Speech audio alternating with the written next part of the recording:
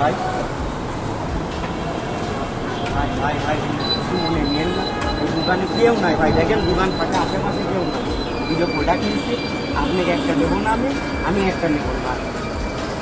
এই দোকানের মালিকই তো আমি ভাই, হ্যাঁ এই দোকানের মালিকই তো আমি।